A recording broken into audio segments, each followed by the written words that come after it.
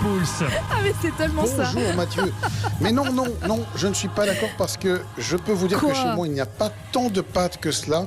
Certainement pas de nouilles déshydratées ou de chipster goût improbable, mais simplement des bons produits de la campagne. Ouais, mais Olivier, vous êtes content de ce confinement là? Vous êtes dans votre demeure bourguignonne là, à cuisiner toute la journée. C'est votre paradis à vous. Il a raison, Mathieu. Ah ben je vous avoue qu'entre la cave et la cuisine, j'ai de quoi m'occuper. Un peu de rangement dans la cave le matin, on se met en cuisine ensuite.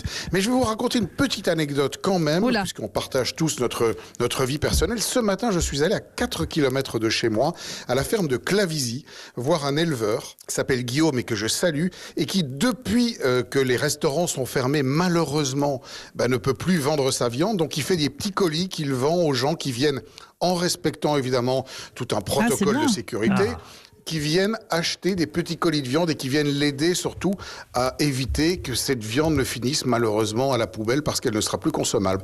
Eh bien, allez voir, peut-être vous qui êtes à la campagne, vous avez peut-être des producteurs, des éleveurs qui sont pas très loin de chez vous et qui peuvent, plutôt que les grandes surfaces, vous dépanner. Alors Olivier, qu'est-ce qu'on fait avec ce qui nous reste un peu dans les placards en ce moment? Voilà, tout au long de cette semaine, on essaye de contrer le manque de produits de première nécessité. Hier, c'était les raviolis buitoni qui nous manquaient. Paf, je vous ai donné une petite recette. Alors là, c'est le dessert. Vous vous apprêtez, après votre bonne plâtrée de raviolis, à ouvrir le frigo en vous disant « Tiens, je mangerais bien un petit flambi, voyez-vous ?» Eh bien, quelle horreur. ce flambi que vous n'avez pas pu acheter, vous allez le remplacer par la délicieuse crème caramel aux œufs que je vais vous proposer. Allez-y. Alors, pas grand-chose en termes d'ingrédients. Là aussi, je pense que tout le monde devrait à peu près avoir ça sous la main. Il vous faut du sucre, du lait, des œufs, un petit peu d'eau, ça c'est au robinet. Et puis, c'est à peu près tout. Alors, je vous explique la recette. Comment j'ai procédé. Pour le caramel, 60 g d'eau, 100 g de sucre.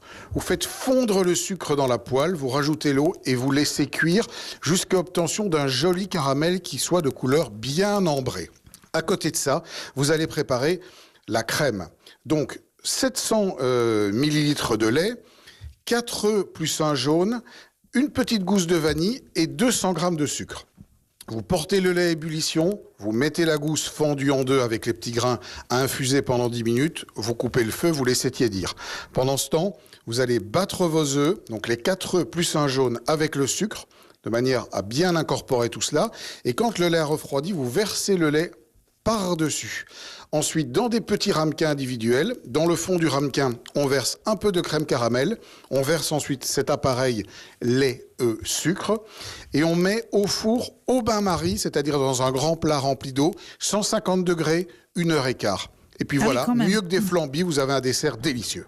La crème caramel, c'était le conseil du jour d'Olivier Pouls et c'est également la consistance qu'auront vos abdos après 15 jours de confinement. Merci quand même Olivier Pouls, qu'on retrouvera samedi dans la table des bons vivants, bientôt rebaptisée la table des bons survivants de Laurent Mariotte à 11h sur Europe 1.